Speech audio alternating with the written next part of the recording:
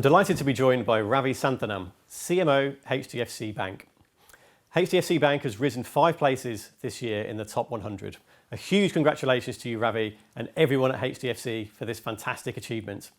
Thanks for talking to us today. So clearly, we've been through a tumultuous time around the world over the last few years.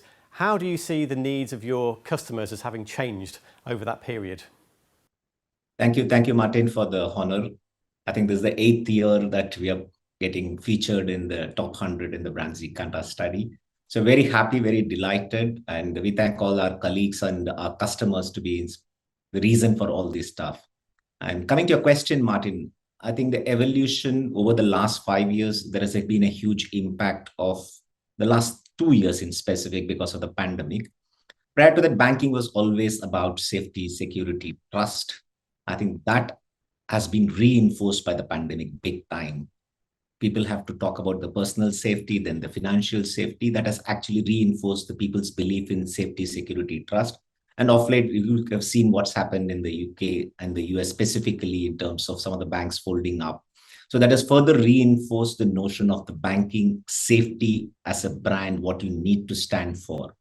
While that's reinforced, what I see also other side happening, primarily because of the digital evolution, we used to see a lot of change in terms of what consumers were looking as experience. You're solving a problem of mine, but are you going to solve it in a better way compared to the earlier ways in which you were doing? And our comparison set suddenly moved out of banking. We are no more being compared with the rest of the banking industry. We are being compared with an e-commerce player, with a mobility player. And that's where the change happened. And got further reinforced again because of the pandemic in terms of how do you provide that experience digitally in a seamless way. And I think these two have fundamentally changed. In my view, it got further reinforced in the last 2 years, big time. Okay, that's really interesting. That hearing that broader context is fascinating. So one of the things that we've seen as being generally important in brand building in this year's results is this notion of customers and consumers perceiving a brand to be different. So just in terms of the HDFC brand, what do you personally see as HDFC's point of difference? The point of difference, in my view, has to be in your fundamental belief that what you do for your customers. And we start with the purpose.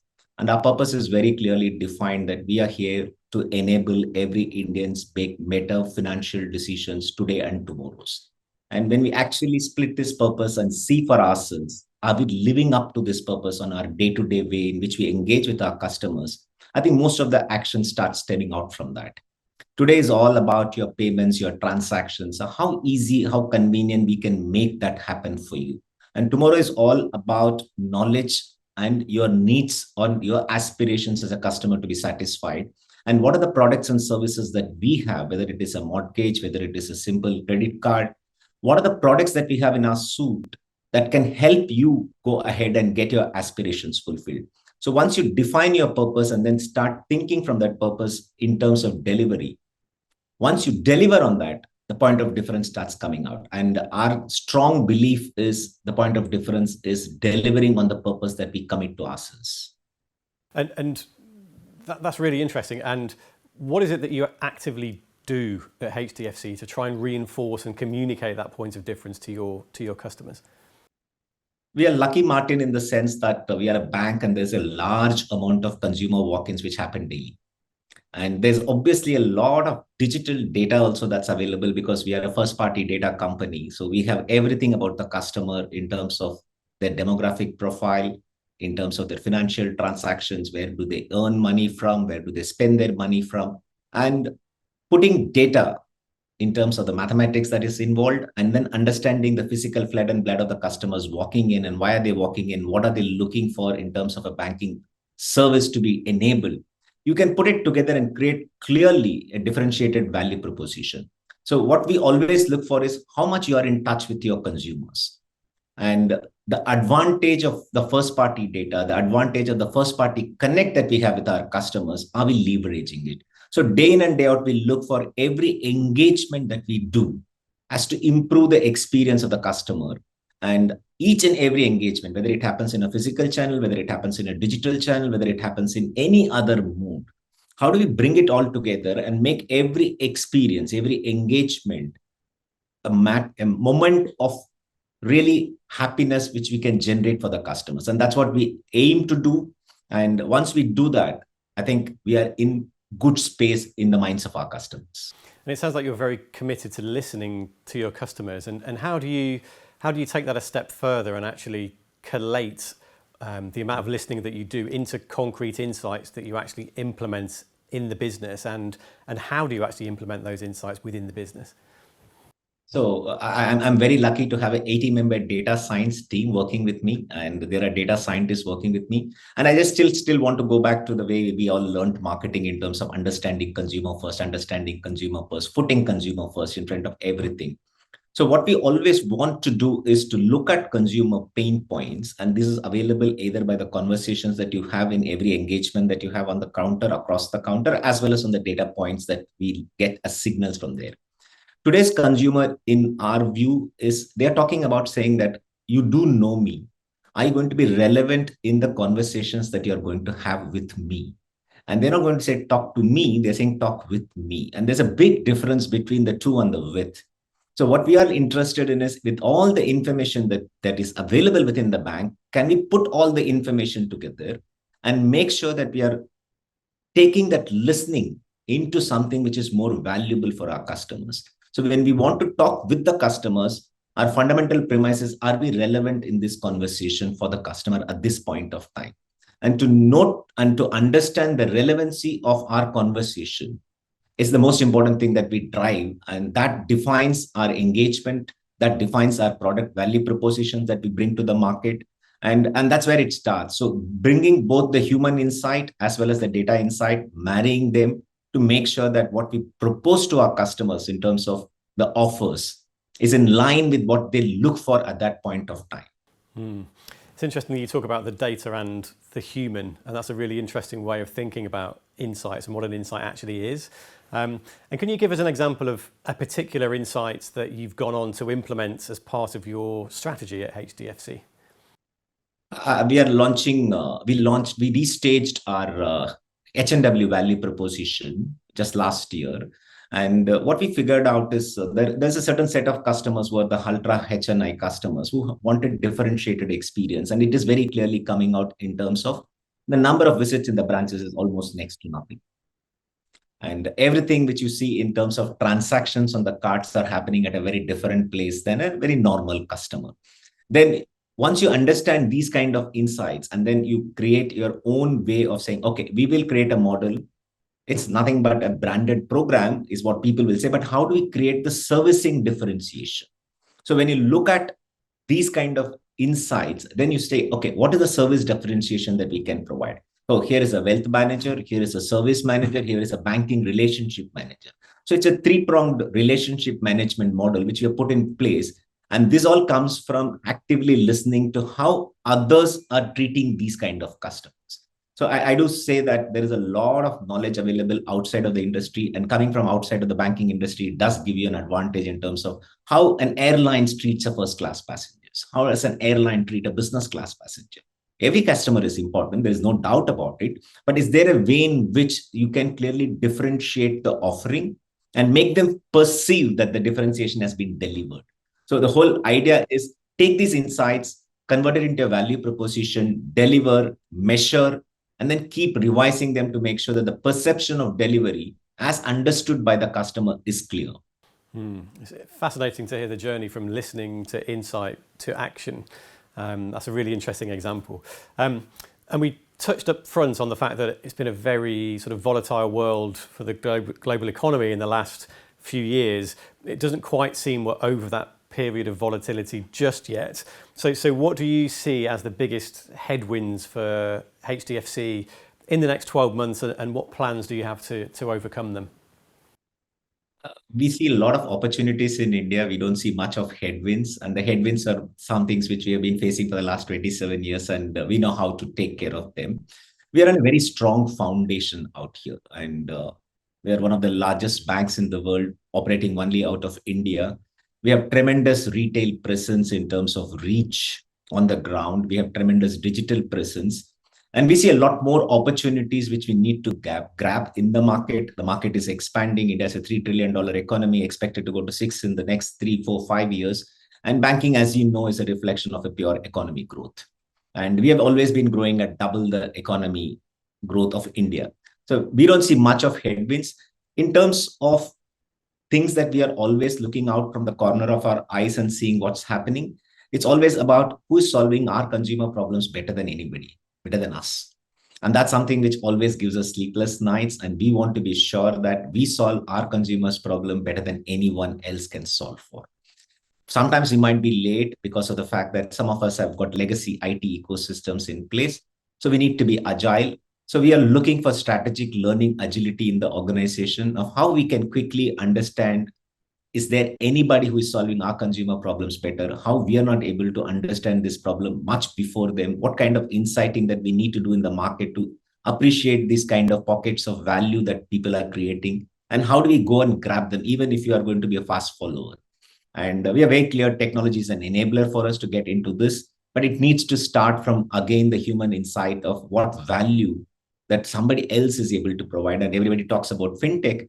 We strongly believe fintechs are going to take banking to the next level because they're going to make sure that people like us, even though we call ourselves a 27, 28-year-old startup, we are not as agile as many would like us to be.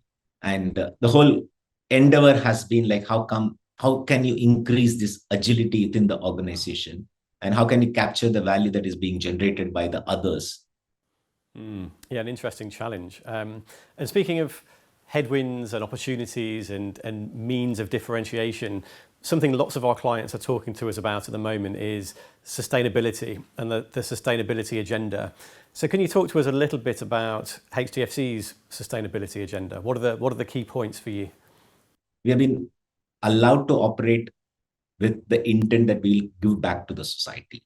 While 99% of what we are going to do is the way we conduct our business, and that's the best way we can return back to the society, there's always a very clear understanding within the bank that we are here for India and we will contribute to the society in the way in which we will do it the best. And we spend 2% of our net profits every year on our ESG. And we're the first bank in the country to actually say we'll become carbon neutral by 2031. We put our stakes on the ground, we'll start measuring it, and we'll find a way to get there. And I'm sure over a period of time, we will understand much more about what we do on the environmental and the climate change and all those stuff. There's a lot of discussion that we have created within the organization in terms of what kind of work that we need to do to ensure that this agenda is kept on top of the mind. We also believe on S and G is more important for us because at the end of the day, how do you contribute to your society? And the last one, which is G. In the society, for example, banking by its very nature allows us to be a diverse organization. And we have almost people from all parts of the country. We have again put a stake on the ground in terms of saying, at least let's get our gender diversity to a level, 50%. And that's a big ask in front of all of us. We have all been tasked to get there. And diversity of cultures, diversity of opinions in the decision-making is what we are looking at.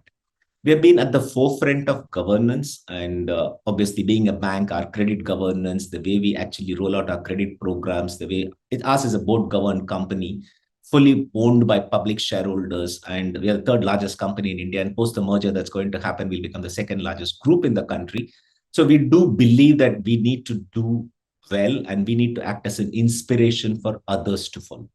While we do all this stuff, we also strongly believe that it is better to get involved and do it directly and in part of the business. So we have a sustainable livelihood initiative, which we run as a clear profit center within the bank.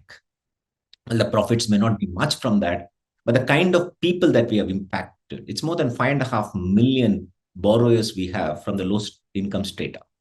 And we have impacted more than 160 million households. We have our own people working across the country who are actually working with the self-help groups in terms of giving them the capacity, educating them, bringing the capability into them, then actually lending.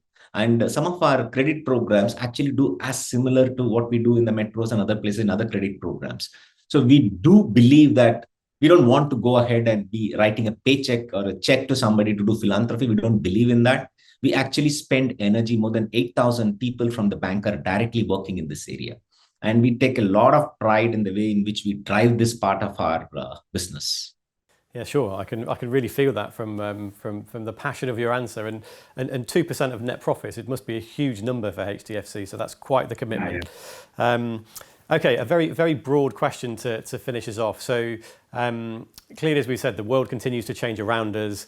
What do you see as how potentially the rules, if you like, of brand building are likely to change in the future, and where do you see the specific opportunities for HDFC as a brand?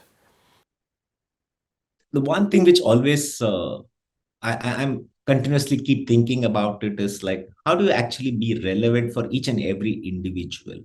I think the N is equal to one as a concept, which was not maybe a theoretical pipe dream maybe 20 years back, is now very much possible with the kind of data that we have about each and every customer.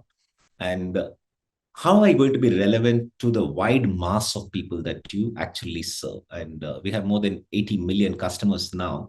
And as you grow bigger and bigger, and you have so much of reach going to the nooks and corners of the world, how do you make sure that every customer is understood, and how do you make sure that every customer is treated? It's easy to do a cohort-based marketing, cohort-based segmentation, and then try and create propositions for them. I think those days are gone. We need to be a little bit more pushing ourselves as marketers to figure out how do you make a one-on-one branding work. And that's the challenge I see because of the first-party data that's being made available. And over a period of time, this is going to be a big challenge for all marketers in terms of one-to-one marketing and not one-to-one campaigns. I'm talking about one-to-one marketing in terms of understanding the context in which the customer is operating, trying to appreciate the value that we can provide at that point of time is going to be the biggest challenge. And it requires a lot of mix of what I call as the max and the media need to understand the human as well as the mathematics behind that. And how do you bring this together to create magic for your customers? And that's the magic that we all are interested in terms of creation going forward. Yeah, and one-to-one marketing, as you put it, sounds like a big opportunity and a big challenge. And I'm sure, given your passion, HDFC will be well placed to make the most of that challenge and opportunity. So Ravi, thanks so much for joining us today. Really appreciated your time and your insights. Fascinating for all of us. So thank you again. Thank you, Martin. Thank you, Kantar. Thank you, BrandZ.